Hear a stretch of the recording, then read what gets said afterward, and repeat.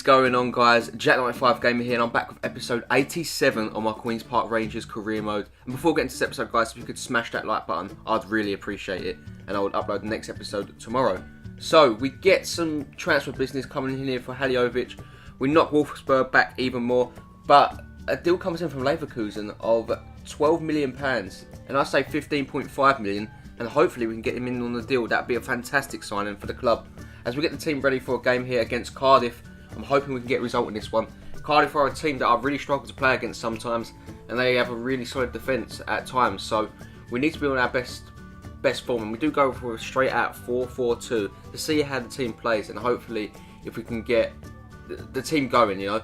4-4-2 is a formation I haven't played that much, but it's a solid formation, you know. It's the most standard formation there is, but it is a solid formation and it will get you a result. We're playing bottom of the league Cardiff here, and a win here would definitely boost them, probably out the relegation zone in all honesty, because it is quite tight down the bottom between five sides. Cardiff, Altidore and Saviet up front are a very good strike partnership, and it's mind-boggling to think that they are they're in the they're dead bottom with Fraser Forster in net too. You know, it's actually quite a decent side for Cardiff. But we get the ball here. DeAndre Yedlin does play in Vieto. Vieto does open up some space for Leroy Fer, who gives a naughty little back heel into Timo Werner, gets his shot away, safe into the hands of Fraser Forster. Game still remains at 0-0. Good start here from the R's though. As Werner picks up the ball, the on-loan man does put the ball over the top into Daniel Sturridge, takes the ball down, and he can't find the back of the net. But Timo Werner has definitely made a really good impact for the club since joining here. He come on loan. It's only a short loan, so we're not going to have him for the rest of the season, but hopefully it's enough until Jesse Rodriguez comes back. But he's really impressed me. He's made more of an impact than Pablo Piatti, and that worries me. A 74 rated player should not be making a bigger impact than a 79 rated player. Let's be honest. As we get an opportunity in the second half here with Daniel Sturridge through on goal, and it somehow finds one to the back of the net again. Calamity goalkeeping yet again we're seeing in these episodes, and this time it's from the Cardiff goalkeeper Fraser Forster, as the R's take a 1-0 lead at the Cardiff City Stadium, and it is courtesy of who else but Daniel Sturridge. Look at this, just through on goal. And the goalkeeper should have done better there. I don't know what the hell that was. That is a very lucky goal he can add to his tally. But like I said, we're not going to be arguing with that, because that's a goal for us, and we do have the lead now, and it's going to make it even harder for Cardiff to come back in this one. 17 goals this season for Daniel Sturridge. He is just, like I said, he's just a man at the form at the moment. You just can't beat him. You just literally can't. Whenever any teams play against him, he just always seems to score. As they come really close here, Cardiff, to get an equaliser, I decided to bring on some substitutes.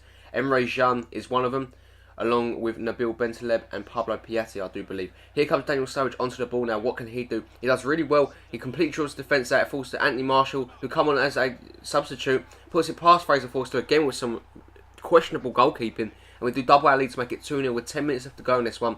That is game wrapped up at the Cardiff City Stadium, and the team out of rock bottom gave us actually quite a good game. No, I'm not going to lie. I'm not going to put my hands up and say that we was the better team because we're top of the league. It was actually quite a fair game, but we put the game to bed and beyond any doubt, and it's due to poor goalkeeping from both goals, you know. And Cardiff can look back at that and think Fraser Forster may have not been a good buy for them in the January transfer window, because he's been poor today, very, very poor. As Sturridge does play in Pablo Piatti now down the left. What can Piatti do now? He's been poor. He needs to get a boost of confidence from somewhere. He plays it back into Anthony Marshall. The first time shot, great save though there from Fraser Forster. Not at all redeeming himself, but it was a really good save there. As Anthony Marshall gets his way down the wing yet again. He crosses it in to find Daniel Sturridge with the header, and again another great reflex save from Forster does prevent it from making it even worse. The game does finish at 2-0 though, and we are the winners. We do get the 3 points, which is obviously our priority going into these kind of games. And Anthony Marshall and Daniel Sturridge, a partnership that hasn't been seen that much this season, but a partnership that looks to be working off, as they do get the 2-0 win. Vieto hardly made an impact in that game when he did get his chance to start in the first team. As you can see, we dominated the game though, and Fraser Forster did pick up man of the match despite his poor goalkeeping errors with an 8.7 rating. Well played, Fraser, as the game does finish there. 3 points added to our dominance in the BPL title. As you can see, Leroy Fer did suffer a slight injury, and he's out for 8 days. Nothing too major there, you know. Hopefully he'll be back kicking. You know, he'll hopefully only miss one game. As you can see, the board reached out to me about my performance. You know, despite the performance of the football club, you know, they just see me as a man that can take the club forward, which is good to see. But I think this was definitely be my last season with Queen's Park Rangers. As you can see, Wolfsburg come back with a 14.5 million offer, and that is a really good offer. But I say 15.5, we'll see what you say there. And as you can see, Leverkusen review the 15.5 million and they accepted it, and they made the bid for him. So 15.5 million, Alan Haliovic looks like he's on his way to the Bundesliga with Bayer Leverkusen. The Bill Bentleb does thank us for getting into the first team a bit more and seeing some more action in the team, and that's always good to see because I do like Nabil Bentleb. He's a very solid centre defensive midfielder. We got back in for Yaya Toure, and this time our 7.5 million bid gets turned into a 9 million bid. Hopefully we can get the 87 rated centre midfielder in from Manchester City because he is just an absolute awesome player on his day. But now we go into a kind of a grudge game here. It is a game against Newcastle. Salah makes the bench as we play Berardi, Vieto, Piatti in a 4-3-3. Jean, Bentaleb, Shaloba make up the free midfield. And Digiboli, Balanta, Trippier, Rodriguez and Castells make up the team. But yeah, at the reverse fixture at St James's Park, if you remember rightly, if you was watching, Newcastle did beat our invincible streak. We stopped it in its tracks. That means that we cannot go the season unbeaten. As Newcastle are third in the BPL, they are looking really good. But no, this is a day for revenge. The player that did score against us last game is CM De Jong. He's on the pitch, but the other one that got the winner is not, and that's Riviere, Emmanuel Riviere. He's on the bench today, and no doubt he will be coming on to a hostile reception at Loftus Road. But Emre Can picks up the ball here, early couple of minutes here. He runs past the whole defence. He gets a sight at goal. He takes the shot, but that's going always way over the bar there, and that's a missed opportunity for the R's. But now it will be Newcastle's turn to attack with Moussa Sissoko, who finds Romaron. Romaron onto the ball, does find Cabella. Cabella onto the ball, rolls it into Romaron with the shot, way over the bar. Then also kind of mirroring Emre Can's effort a few minutes ago. The game still remains at 0-0 as Romaron gets onto the ball again. He's here then everywhere. He plays in Tiote with the shot, and Tiote never scores. So, you know, that was a shock there. Let's be honest. Here they come again. Newcastle just absolutely dominating this game here at the moment. As De Jong gets onto the ball here, what can he do? Cross it into Sissoko. Knocks it past the goalkeeper. Newcastle have the lead 32 minutes in, courtesy of Moussa Sissoko. And it was De Jong making all the problems for us yet again. He scored last time out and now he's got an assist. And he does give Newcastle, will assist Newcastle the lead through Moussa Sissoko with his third goal of the season.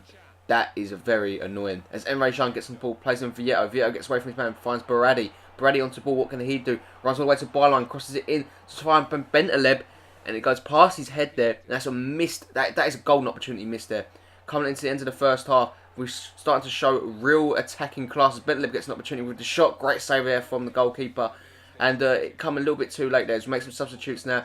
Anthony Marshall or Marcus Lopez come on from Vieto and Emre Can. We need to change this game up. Lopez onto the ball, does find Bentaleb. Bentaleb onto the ball, what can he do now? Here he goes, he plays it back into Anthony Marshall with the shot. Great save there from the goalkeeper. It does get cleared away. Time is running short for us now. Shaloba does play in Mo Salah, who also come on too, guys. Mo Salah onto the ball, what can he do? Crosses it in to find Lopez off the bar. And that could mean that we might not win this game as Piatti wins the ball and tries to play in Anthony Marshall. Marshall through on goal. He's got a real opportunity. It's Marshall into the bottom corner, or into the middle of the goal actually. And low hard, no chance from the goalkeeper. And we are back in this game with 10 minutes left to go. We get it back on level terms, 1-1, and it's through Anthony Marshall. What a substitution that was, proving that it can pay off if we do bring him on. You know, he's the player to take us forward, maybe Anthony Marshall. He's a great impact player, and he scored in both episodes now.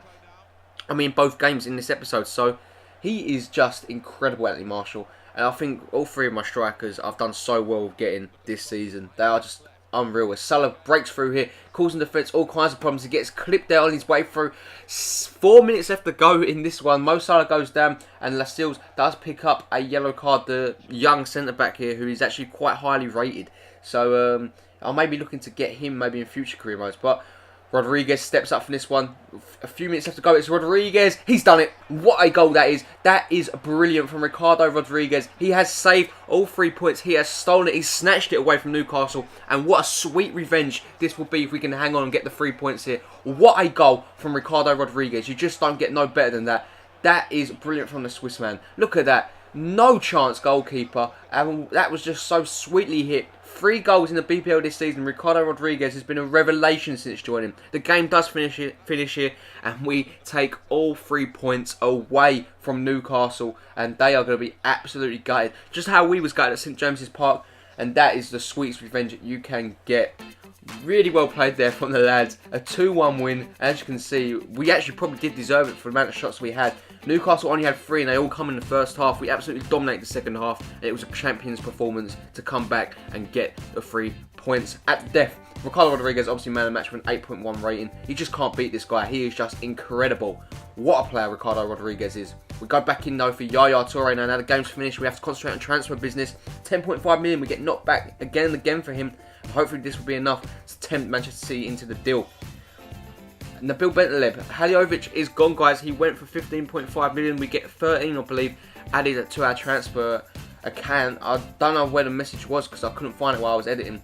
So Bentaleb wants to play in his spot, and Leroy Fer, Jesse Rodriguez and Ross Barkley all out, but Fer and Barkley could be back sooner than we think, hopefully. It's been a good episode, guys. It has really been a good one. It's drawing to an end. So if you did enjoy this video, guys, make sure to hit that like button. We are clear at the top of the BPL table, and if that doesn't deserve a like, I don't know what does. The amount of likes I want to hit is around about 15. I will upload the next episode tomorrow. If you're new around here, guys, and you haven't already, make sure to hit that subscribe button to never miss a QPR video ever again, and that's only if you feel like it. If you want to follow me on Twitter, my @ is @Jack95Gamer, and it's in the description down below. And also my second channel is too, if you want to see more content from me. If you're a YouTuber and you haven't been signed to a network yet, make sure you check out Full Screen in the description down below for a partnership in the description. Peace.